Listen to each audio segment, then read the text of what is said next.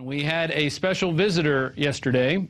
If you were watching InfoWars Live and the Alex Jones Show, Christopher Walken dropped in with, who was the other guy with him? It was Richard Belzer, that's who it was. Richard Belzer has written a really cool book outlining a bunch of false flag shootings, which we can see happening again, and Christopher Walken happened to pop in. So we're going to go to a quick clip of Christopher Walken on the Alex Jones Show. This was your great-grandfather's war watch, and he wore it every day he was in that war. Now, ping pong, or, as the Chinese say, ping pong. From here on, nothing goes down unless I'm involved. No blackjack, no dope deals, no nothing.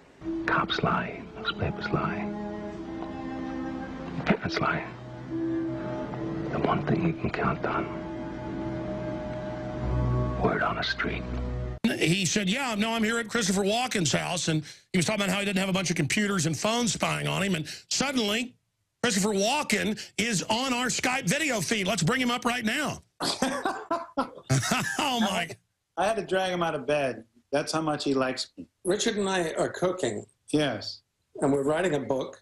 Right, and we're doing a movie called The Nose in the River. We're teasing, but we're filming this cooking thing for Funny or Die. So Chris took a picture of my nose, and I took a picture of his nose, and we're going to release that as a short film and hopefully get an Oscar. You took a snapshot of my nose, but I took a movie. Yeah, a 4-second movie of my nose. It's going to be great. People want to know what celebrities do, Alex. We're not that mysterious. But we also made a chicken. Yeah, we made chicken. We made what else? Sweet potatoes.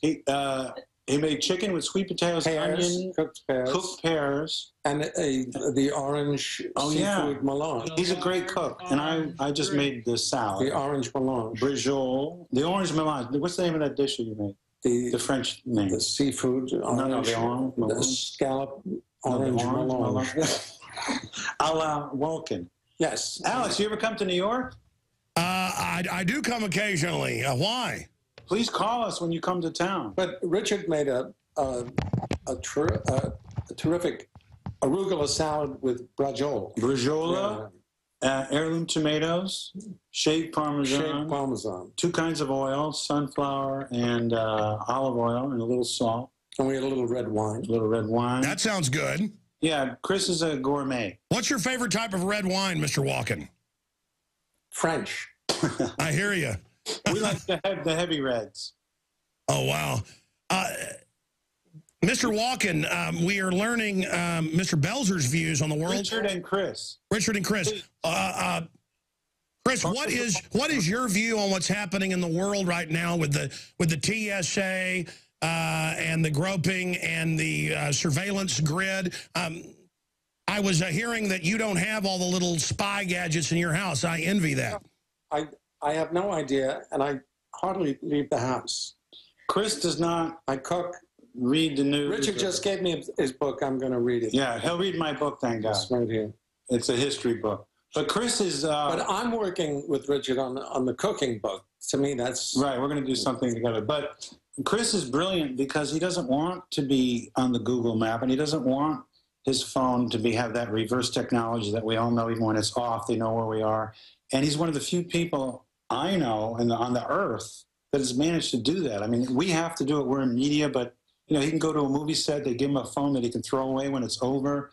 When he does a play, it's the coolest. I mean, they only give me the phone so that they can know where he is. But showing away my radio/TV show.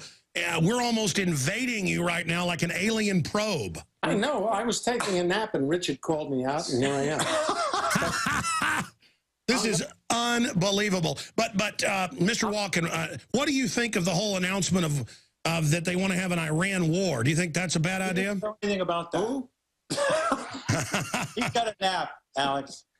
All right. Thank you so much, Mr. Walken. All right. Thanks. All right.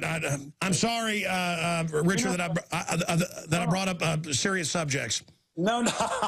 Call him back. Let's ask him his favorite recipe with truffles. Ask him that. What's your favorite recipe? Well, he made a great chicken. Who? Tell him how you made it. What's your favorite truffles recipe, Chris? Truffles? I like truffles on pasta. There you go. Me too. With some shallots. And you like shallots on the pasta, sir? Absolutely. Olive oil, garlic. And then a nice French red. Yes, of course. What's your favorite French red? He's gone. Oh, he's gone. Okay. Yeah. I can tell he wanted to talk about food. He didn't want to talk about the New World Order. He had this image of himself. Donald was a con man, always trying to shave the edge. Go ahead, Nicky. Go ahead. Just do it. Do it. Back. What are you doing? Come on, go home. Watch television. Good guys win. Incident like the Gulf of Tonkin or the Reichstag fire.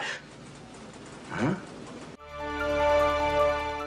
So this is just a great example of how the InfoWars universe is just expanding. More people are coming in. We're getting more people coming out and talking about the truth, talking about the issues. And while Christopher Walken didn't actually was prepared to answer any of the questions Alex was asking, he did talk a lot about the food, and it's sort of like a breaking the ice type thing. And I think we're going to have him on the show very soon, because if you look at the movies he's done and the types of lines he's read, which we just showed in some of those clips, he knows what's going on. This guy's he's no fool, definitely. And we're definitely going to have Richard Belzer back on, hopefully on this show in the next couple weeks, to talk about more about his book. It's a very interesting book.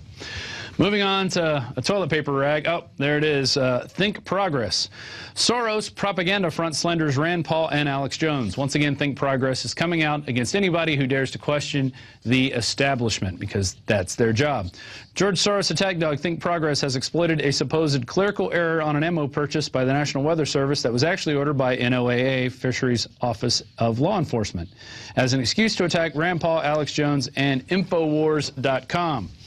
Reporting the clerical error as a fact prior to the about-face by the government has provided the Soros-funded operation with an excuse to slam both Kentucky Senator Rand Paul, who mentioned it before the clarification, and Alex Jones, who posted the story about the original bid offer from the FedBizOps website.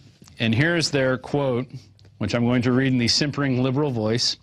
That a United States senator would even lend even a smidgen of credence to this conspiracy nonsense is disgraceful. Think Progress writes, perhaps we shouldn't be surprised. InfoWars' biggest mainstream media booster is Matt Drudge, one of the most influential news sources on the American right. Naturally, InfoWars' story on the NWS ammunition order was Drudge's top link yesterday, because they hate anybody reporting anything like, why are all these different agencies getting hundreds of thousands of dollars in bullets? We're already over the 1.5 billion mark. Think Progress, which characterizes the story by Paul Joseph Watson as fictitious, when at a time when truthful reporting based on a posted government bid that was later characterized as a clerical error. So they're using any excuse they can to attack us, and their little Democratic operative minions are going to go, that's right, but that's until Romney gets into power. And then when we start bashing Romney and the things that he's doing, like the same things that Obama's doing, like more wars and more civil liberties being taken away, they'll finally come back and we'll be labeled as leftists, leftist comedy pinkos, even though we're just for freedom and liberty. And we're going to get into some more investment news here. Report, Soros unloads all investments in major financial stocks investments and invests over $130 million in gold. And there you can see he's got some of the bling there. He's got his little Nazi, what is it, the Nazi logo on there, the swastika. And why do we show that? Well, because Soros was on 60 Minutes back in, I want to say 2003, 2004, talking about how he actually helped go around and take land from other Jews. And he was a young guy, and he felt it was his duty to stay alive, so then he could rip more people off and create more problems later on in the future. So, in a harbinger of what may be coming our way in the fall of 2012, billionaire financier George Soros has sold all of his equity positions in major financial stocks, according to a 13-F report filed with the SEC for the quarter ending June 30th, 2012. Soros, who manages funds through various accounts in the U.S. and Cayman Islands, has reportedly unloaded over 1 million shares of stock in financial companies and banks that include Citigroup, J.P. Morgan, Goldman Sachs, at total value of sales amounting to nearly $50 million. And what is he doing? He's buying $130 million in gold because he knows what's happening. We had Max Kaiser on today's show basically saying the same thing. Get into gold and get into silver. And if you're looking for somebody, you can always check out Midas Resources, who helps put the Alex Jones Show on the air as one of our main broadcaster, actually. And they have great deals on gold and silver, so you can check them out.